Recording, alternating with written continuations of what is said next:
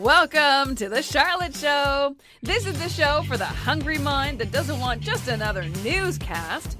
This is current events like no other. From politics to lipstick, Charlotte will entertain and inform you every week on today's hottest topics. Let's get started with your host, Charlotte Millington. Welcome to today's show. Today we are talking about New Year's resolutions and habits, two of my favorite topics because both stem from the science of behavior change. As a society, we are constantly looking to change something about ourselves and our position in life. We want to weigh less, we want to eat better, we want to earn more, we want to look better, we want to feel better, and we want to be better people. So with all of the information that's available to us now, why aren't we all thin, muscular, free from heart disease and depression, and rolling in luxury cars? Well, the answer seems to be it's because our ability to stick to it is competing with our innate need to avoid the pain of extra work. So what does that mean? Let's start with a minute and just look at something that we all experienced back on January 1st, which is our New Year's resolution. According to author Jeremy Dean, by January the 8th, almost 25% of us have abandoned our resolutions. And then if you keep digging, you'll find other research that says 80% of our New Year's resolutions are gone by February. So right now, it's the end of February. In fact, it's going to be March tomorrow. And my question to you is, how many of your New Year's resolutions have stuck around? You've probably heard a variation of this old saying, it takes 21 days to form a new habit. And then sometimes you'll read other things that says the number is 30 days, sometimes it's 60 days, I've even seen 7. But regardless of what the number is, it's still not true. If kicking a lifetime of overeating just took 21 days of willpower, North America would not have an obesity problem. Habits are a little more complicated than that. Okay, so what does it take? Science, as well as author Charles Duhigg, says that to build a new habit, you need 5 key components. So number 1 is you need a reason. Number 2 is you need a trigger. Number 3 is a micro habit. Number 4, an effective practice. And number 5 is a plan. Now, there are a lot of reasons why you might want to make a life change. You might want to feel less winded when you walk up the stairs. You might want people to look at you and see a person with very high standards. Or you just might want to be considered for a new role in your workplace. Reasons are varied and personal, but the reality is that a reason isn't enough, because the next thing that you need is you need a trigger. Now, there are a lot of triggers that can cause your reason to get pushed into activity. These triggers are usually categorized by location, time, your emotional state, the people around you, or something that just happened, like an event. So if you watch some of the Netflix documentaries on weight loss, because those are very popular, what you'll see is many of the people had a triggering moment, like a heart attack, or the loss of a family friend or a parent to an obesity-related disease.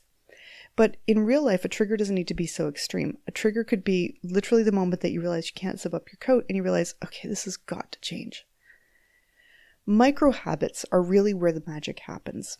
So for example, if you know you need to move more to lose weight, then yep, by all means, you can get the annual New Year's resolution gym membership, and then you can train like a pro for a few weeks. And just right around the time that you should start to feel some changes, what you do is you go home, you watch Netflix, and then all of a sudden you realize you haven't been to the gym in a really long time. So if you want to be able to stay at the gym for the rest of your life, you're going to need to make those changes in very small incremental habits. And we call those micro habits. So a micro habit is something like adding a 2-minute walk to your day. Now, that's not going to sound like a lot, but if you're a couch potato, 2 minutes is a big change.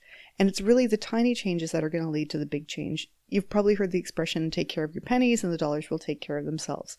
And this is really just the same concept. By adding 2 minutes of extra movement to your day, you've just added a 14-minute walk to your week. And this is something that you can build on. Once you've added 2 minutes to your morning, you can add 2 minutes to the afternoon, you can add another minute here and there, and then without disrupting your comfort level at all, you've just added a 30-minute walk to your week.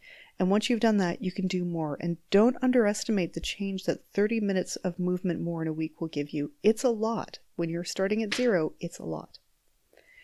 An effective practice is exactly what it sounds like. Get good at the small stuff. So, for example, if you know that you need to add 5 more servings of fruit and vegetables to your daily diet, start small.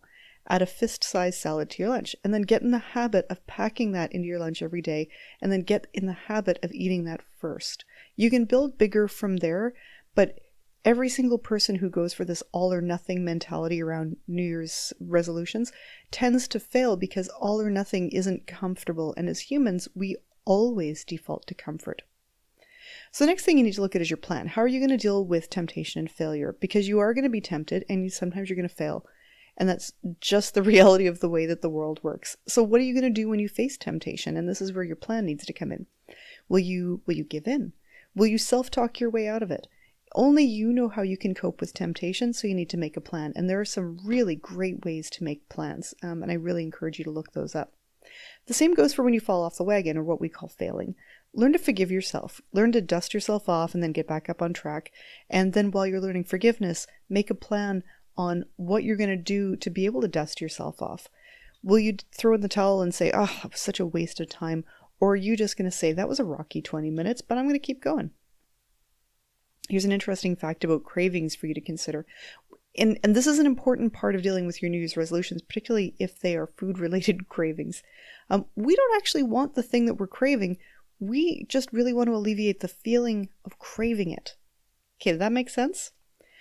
Think of smokers. Smokers know cigarettes are bad. And smokers know that cigarettes aren't just a little bit bad. Smokers know that it's cancer-causing, death-inducing. It's that level of bad. They don't need more education on why smoking is a bad idea. So clearly, it's not a lack of education that keeps smokers puffing outside. And here's the thing with smokers. Smokers will go to great lengths to get a cigarette. They're going to leave meetings, they leave friends, they leave their workstation. They stand outside in a snowstorm in a t-shirt. They'll stand outside in a downpour with a raincoat. They'll leave the property because that's the rules of their workplace. They don't just crave being rained on or being frozen, but they will endure either of those to alleviate the physical craving for a cigarette. Once that pain, so the pain of a physical craving has been satisfied, they'll be back at work at the meeting, they'll be back at their desk, they'll be back with their friends, and they're going to stay inside where it's warm and dry. So, how does this relate to your lost New Year's resolutions? While you were busy sweating in the gym for the first few weeks of January, your body was craving your normal habit. Or more accurately, your mind was hoping to alleviate the craving of what you used to do. So in some cases, this might have been, for example, being at home with your family and your dog in the evening, and instead what you've been doing is you're at the gym struggling to lift weights while you're listening to techno music. This is not what you're used to. So even though you have the education to know that being in the gym could change your life for the better, your need to alleviate your longing for your old life begins to compete with your knowledge that being out of shape is cutting years off your life. You have a craving for the sensation of a normal evening, and in no time at all, you need to alleviate that craving until it becomes so strong that your resolution, which was fired purely by willpower, becomes a satisfying need to just go home and hang out with your family and your dog. And by the middle of February, your gym bag is sitting in your front hall and you haven't touched it in a couple of weeks. So this is where rewards come into play. Rewards are really cool because rewards are how you reinforce your fledgling habits. Now, we maintain our habits, good or bad, because of the rewards we get. And if you're clear on what rewards you, you can get clear on how to reinforce your own habits so you can be successful.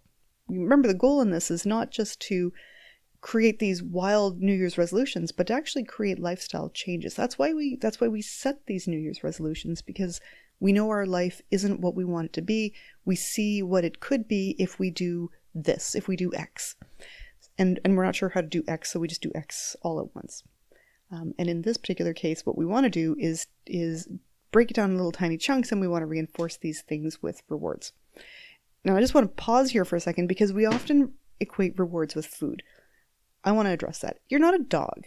You don't use food treats to reward your behavior. This is a slippery slope. Don't let it undermine you. Don't pick treat day and then know that treat day is the day that you get to have, whatever it is that you've been craving. Instead, what I want you to consider is 3 types of rewards and how they impact you personally, because this is going to be how you decide how to reward your behavior. So reward number 1 is a reward that makes us feel included, accepted, or valued, and these are called tribe rewards.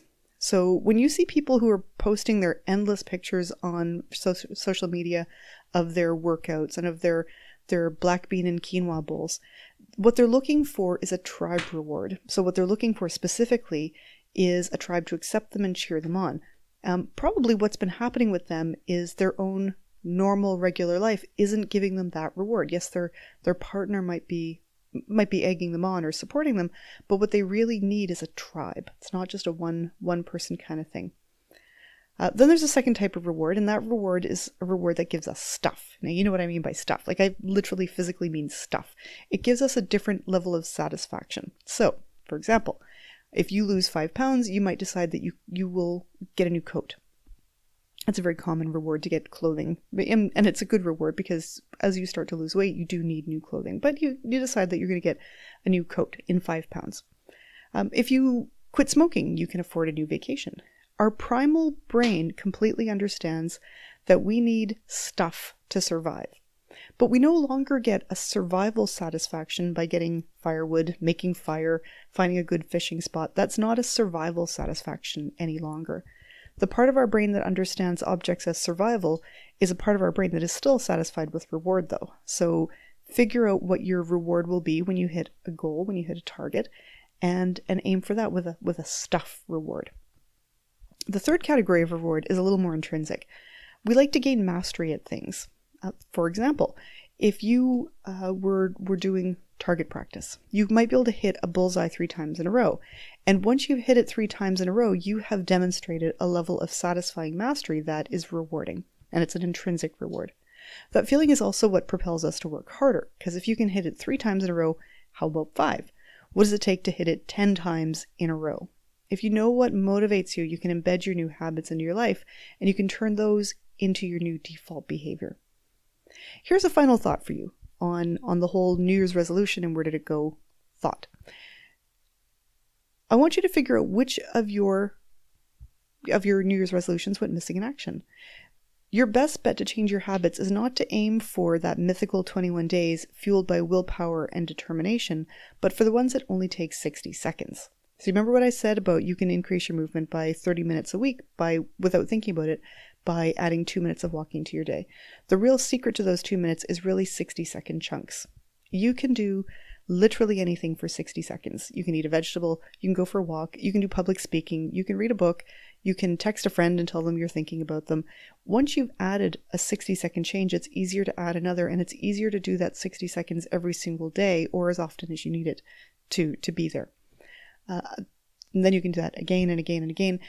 And I want you to consider that behavior modification isn't a sprint, it's a marathon. So these very broad New Year's resolutions, they make it look like it's a sprint. In reality, it's a marathon. You need to chunk everything down into baby steps and then take as much time as you need to make those changes into lasting habits.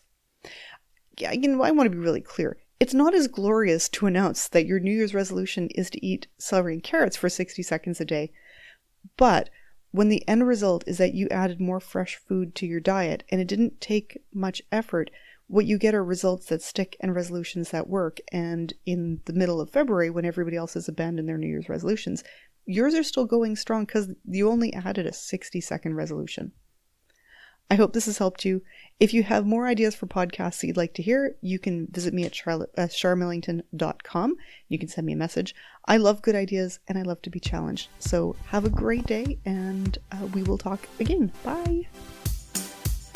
That's it for today, and I sure hope you enjoyed listening. If you liked what I had to say, be sure to hit the subscribe button or the like button or whatever it takes to follow me on the podcasting app you're using. If you're curious about what else is going on in my life, visit me at charmillington.com. And just before you go, I have to say a huge thank you to the good people at anchor.fm where I host this podcast. And I also really have to do a huge shout out to the artists at Purple Planet Music who did the cool music that I'm using. So be sure to listen again next time. And in the meantime, have a totally amazing and blessed week.